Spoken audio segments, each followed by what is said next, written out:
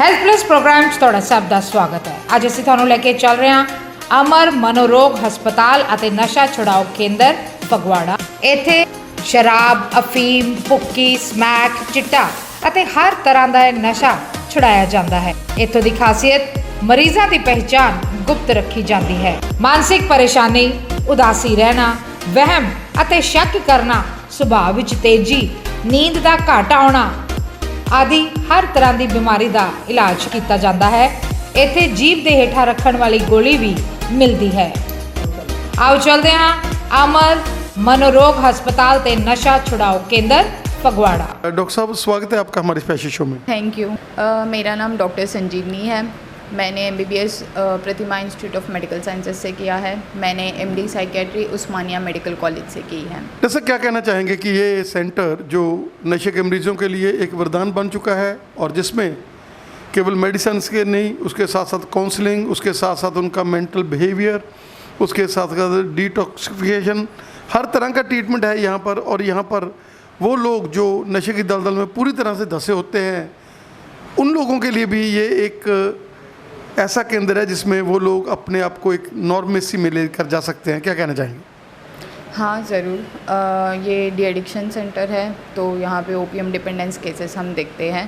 जैसे कि गवर्नमेंट का प्रोटोकॉल बना हुआ है कि डी एडिक्शन सेंटर में काउंसलिंग होनी चाहिए और मेडिसिन डिस्पेंस होनी चाहिए। तो हम सब रूल्स एंड रेगुलेशंस फॉलो करते हैं। जो भी पेशेंट आता है उसकी रेगुलरली काउंसलिंग होती है कि उसको किस चीज़ में दिक्कत आ रही है कि नशा छोड़ने में, और एट द सेम टाइम दवाई लेना भी बहुत ज़रूरी होता है, क्योंकि उससे रिलैप्स प्रिवेंशन हम कर सकते हैं। यानी जो पहले नशा करता था, दवाई लेने के बाद वो फिर नशे की ओर ना जाए, वो मेन एजेंडा होता है ट्रीटमेंट का।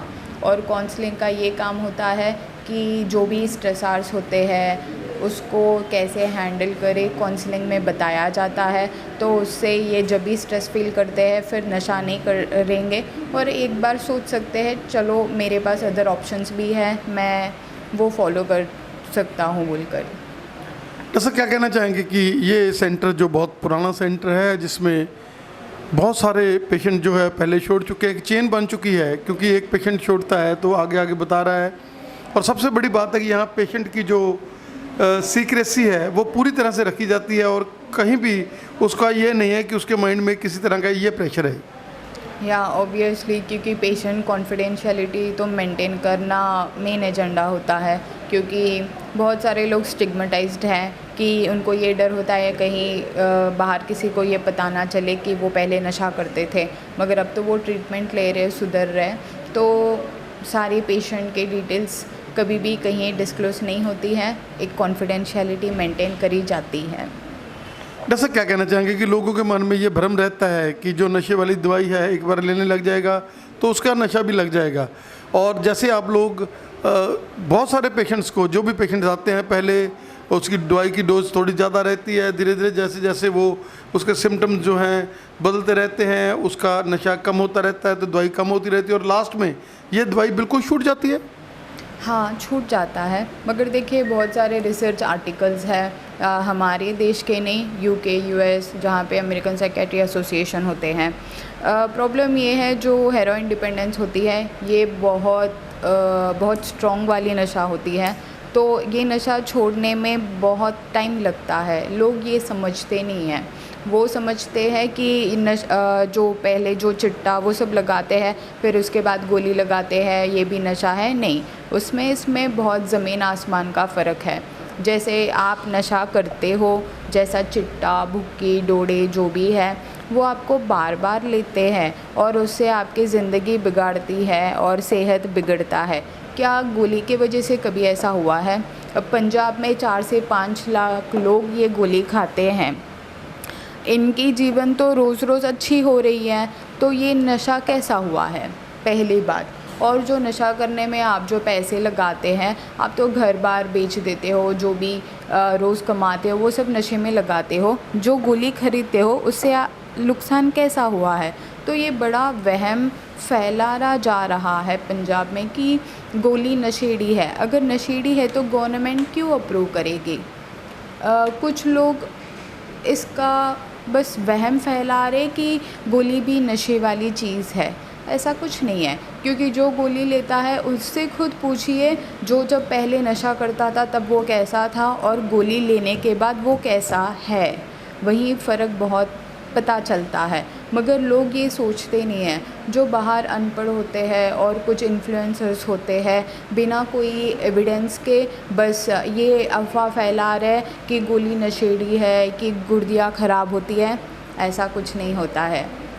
बस जो भी गोली खाता है उसको ये बिलीव करना चाहिए कि ये ट्रीटमेंट है, ये कोई ये एक नशा छोड़कर दूसरा नशा लगाना ऐसा नहीं है। ये तो एक प्रॉपर ट्रीटमेंट है। बहुत सारे लोगों को यही मालूम नहीं है कि ये ट्रीटमेंट है बोलकर, क्योंकि जब आप बुखार आता है, हॉस्पिटल जाते हो, गोली खाते हो, ये भी वैसा ही है, मगर वो कम सफ़र है और इसका लंबा सफ़र है। साल लगते हैं, मानती हूँ, मगर इससे आपकी ज़िंदगी सुधरती है।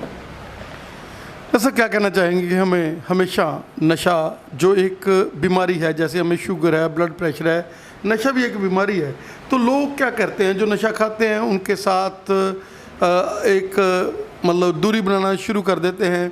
एक तो वो वैसे टूटा हुआ होता है और दूसरा उसको जो रिलेशनशिप जो है उसको प्रेम करने वाले बहन भाई हैं, अगर मैरिड है तो वाइफ है, बच्चे हैं, तो वो भी जब इग्नोर कर देते हैं तो वो डबल उसके ऊपर इम्पैक्ट पड़ता है। क्या कहना चाहेंगे कि अगर उसको नशे की लत लग गई है तो वो नशे से नफरत करें, ना कि उस बंदे से नफरत करें, उसको तो प्यार से ही काउंसल किया जा सकता है।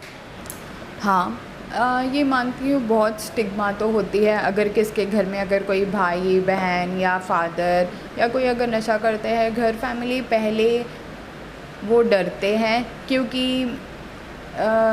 ये बहुत दिक्कत वाली बात होती है। इसको डाइजेस्ट करने में टाइम लगता है। मगर हम यहाँ पे बहुत सारे फैमिलीज़ को देखते हैं जिनके हस्बैंड्स को लेकर आते हैं, जिनके बेटों को लेकर आते हैं, जिनके फादर्स को लेकर आते हैं। शायद पहले से अब वो स्टिग्मा कम है और ये सपोर्ट ज़्यादा बन रही है, इसलिए ज़्यादातर लोग ट्रीटमेंट में टिके रहे, क्योंकि जब फैमिली सपोर्ट मिल रही है उनको भी ये पता चल रहा है, हाँ मैं सुधर रहा हूँ, मेरी फैमिली सपोर्ट कर रही है।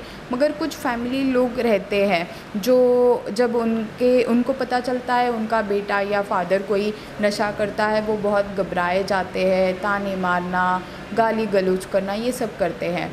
इससे कोई बदलता नहीं है और आप सिचुएशन को भी बिगाड़ रहे हैं। उसके अलावा आप कोई अच्छा सॉल्यूशन सोच सकते हो, चलो ट्रीटमेंट मिल रही है, ट्रीटमेंट दिला देते हैं और उससे पेशेंट को ये तसल्ली मिलती है, चलो मेरे लोगों ने मुझे अपनाया है, मुझे अब ये छोड़ना है। मगर कुछ लोगों की फैमिली ये अपनाती नहीं है।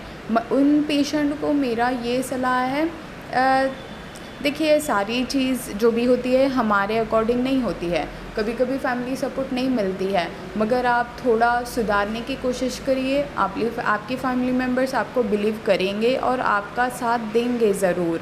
मगर आप ऐसा सोचे बिना मेरी फैमिली भी मुझे ऐसे कर रही है बोलकर स्ट्रेस होकर फिर नशा करो, आप खुद की हालत बिगाड़ रहे हो, उससे अलावा और कुछ नहीं है। तो वहाँ पे पेशेंट को थोड़ा स्ट्रॉन्ग बनना है। और फैमिली मेम्बर्स देखिए, ये जो बीमारी है इसकी दवाई है, इससे बंदा सुधर सकता है, तो आप भी पहले ये मत करिए, उनको सपोर्ट दीजिए। तो साहब का बहुत बहुत धन्यवाद हमें समझ देने के लिए।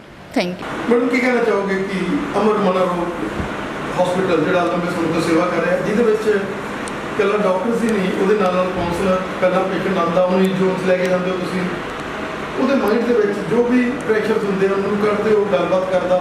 ਕੀ ਕਹਿਣਾ ਚਾਹੋਗੇ ਕਿ ਇੱਕ ਐਸਾ ਸੈਂਟਰ ਹੈ ਜਿਹਦੇ 'ਚ ਅੱਜ ਹਜ਼ਾਰਾਂ ਬੰਦੇ ਇਸ ਨਸ਼ੇ ਦੀ ਦਲਦਲ ਦੇ ਵਿੱਚੋਂ दूर होकर एक नवी जिंदगी ले चुके मैं लुधियाना तो बिलोंग करती हाँ। मैनू इस हॉस्पिटल के लगभग 4 to 5 मंथ हो गए जॉब करते हैं। तो साढ़े को इतने पेशेंट आते हैं जिमें कि नशा करते हैं, चिट्टा लेंदे ने, टोटे भुक्की फीम खाते हैं या सबसटेंस यूज़ करते हैं जिमें कि प्रेरा वगैरह हो गया। तो असीं उन्हां फुल तरीके नाल ट्रीटमेंट करते हैं। तो पहला असीं उन्हां नूं पुछदे हां भी क्यों किवें लैण लगे। बट काउंसलिंग सैशनस ਜਿਹੜੇ ਹੈਗੇ ਨੇ ਉਹ ਉਹਨਾਂ ਪੇਸ਼ੈਂਟਸ ਲਈ ਵੀ ਜ਼ਰੂਰੀ ਹੈ। ਜਦੋਂ ਬੰਦਾ ਛੱਡ ਜਾਂਦਾ ਨਸ਼ਾ ਉਸ ਤੋਂ ਬਾਅਦ ਵੀ ਕਾउंसलिंग ਸੈਸ਼ਨ ਜ਼ਰੂਰੀ ਹੈ ਔਰ ਪੇਸ਼ੈਂਟ ਨੂੰ ਕਦੇ ਵੀ ਆਪਣੇ ਸੈਂਟਰ ਦੇ ਨਾਲ ਵਿਮੁਖ ਨਹੀਂ ਹੋਣਾ ਚਾਹੀਦਾ। ਅਗਰ ਉਹ ਛੱਡ ਵੀ ਗਿਆ ਫਿਰ ਵੀ ਤੁਹਾਨੂੰ ਉਹਨਾਂ ਨਾਲ ਇੰਟੈਚ ਰਹਿਣਾ ਚਾਹੀਦਾ ਔਰ ਉਹਨਾਂ ਨੂੰ ਆਪਣੀ ਰਿਪੋਰਟ ਦੇਣੀ ਚਾਹੀਦੀ। ਸਹੀ ਟ੍ਰੀਟਮੈਂਟ ਲੈ ਕੇ ਵਾਪਸ ਜਾਂਦਾ। ਸਾਡੇ ਨਾਲ ਕਈ ਪੇਸ਼ੈਂਟ ਹੈਗੇ ਨੇ ਕਿ ਲਿੰਕ ਨੇ ਕਿ ਅੱਗੇ ਉਹ 10 ਨੂੰ ਹੋ ਜਾ ਕੇ ਵੇਅਰ ਕਰਦਾ, ਠੀਕ ਹੈ, ਅਤੇ ਅੱਗੇ ਕਾਉਂਸਲਿੰਗ ਲੈ ਕੇ ਆਪਣੇ ਆਪ ਆਉਂਦੇ ਵੀ ਨੇ, ਜਿਵੇਂ ਕਿ ਉਹਨਾਂ ਨੂੰ ਕਈ ਵਾਰ ਡਿਪਰੈਸ਼ਨ ਦੇ ਸ਼ਿਕਾਰ ਹੋਏ ਹੁੰਦੇ ਨੇ, ਜਿਵੇਂ ਕੋਈ ਹੋਰ ਵੀ ਬਹੁਤ ਸਾਰੀਆਂ ਪ੍ਰੋਬਲਮਸ ਆਉਂਦੀਆਂ ਨੇ, ਤਾਂ ਸਾਨੂੰ ਮਿਲਣਾ ਆਉਂਦੇ ਨੇ।